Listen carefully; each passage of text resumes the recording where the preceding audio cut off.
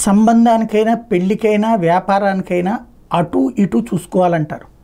పెళ్ళిళ్ళకైతే అటేడు తరాలు ఇటేడు తరాలు చూడాలంటారు. ఇతర వ్యాపార లావాదేవీల్లో వాళ్ళ విశ్వసనీయత చూడాలి అంటారు. తెలిసిన వాళ్ళతో తప్పించి తెలియని వాళ్ళతో చేయకూడదు అంటారు.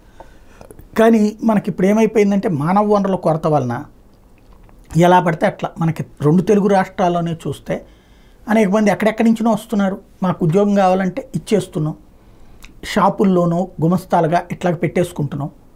వాళ్ళు ఎక్కడి నుంచి వచ్చారు, ఎందుకు వచ్చారు అన్నది తెలుసుకోవట్లేదు. ఎక్కువగా ఈ సమస్య మనకి ఈ మధ్యన ప్రారంభమైంది. ఇప్పుడు అనేక బార్బర్ షాపుల్లో పనిచేస్తున్న వాళ్ళు, లేకపోతే ఇతరత్ర ఈ వృత్తి పనుల్లో చేస్తున్నటువంటి వాళ్ళు ఎక్కడి నుంచి వచ్చారు, ఎందుకు వచ్చారు, వాళ్ళ ఫ్యామిలీ బ్యాక్గ్రౌండ్ ఏంటి, వాళ్ళ ఫ్యామిలీ ఆధారాలు ఏంటి, ఈ వివరం పట్టించుకోవట్లా, పెట్టేసుకుంటున్నాం.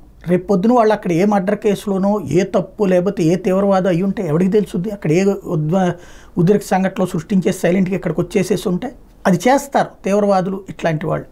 అది గుర్తుపెట్టుకోవాల్సినటువంటి అవసరం ఉంది. అది ఇచ్చినోడు కూడా ఇరుక్కుని పడతాడు రేపు పొద్దున సరిగ్గా కనుక అవి చెక్ చేసుకోకపోతే. ఇది ఎందుకు చెప్తానంటే మహారాష్ట్రలో ఇట్లాగే ఒక 9 మంది మహిళలు అక్కడ ఈ షాపుల్లో పనిచేస్తాం అది ఇదంటే ఇచ్చేశారు. మహిళలు బ్రతుకు తెరువు కోసం అని అడుగుతున్నారు, ఎందుకు ఏంటి అనేది చెక్ చేసుకోకుండా ఇచ్చేశారు. ఇళ్లల్లో పనులకు పెట్టుకున్నారు. జాగ్రత్త, వాళ్ళు బాగా పనిచేస్తున్నారు కదా కష్టపడి అని చెప్పి వాళ్ళు సంతోషపడ్డారు, వాళ్ళతో కాంటాక్ట్ మెయింటైన్ చేశారు. తీరా చూస్తే అకస్మాత్తుగా పోలీసులు ఇళ్ళకు వచ్చారు. వాళ్ళని అరెస్ట్ చేయడంతో పాటు ఇంటి యజమానులను అరెస్ట్ చేశారు. ఎందుకంటే ఈ 9 మంది బంగ్లాదేశ్ నుండి అక్రమంగా వలస వచ్చినటువంటి వాళ్ళు, బంగ్లాదేశ్ నుండి ఇక్కడికి వచ్చేసేసి ఎలాంటి కార్డులు లేకుండా ఉంటున్నటువంటి వాళ్ళు, శరణార్థులుగా అయితే సరిహద్దుల్లో ఉండాలి. ప్రభుత్వం ఓకే చేశాక వాళ్ళు ఆ కార్డుతో తిరగాలి. అలా కాని వాళ్ళని చొరబాటుదారులు అంటారు.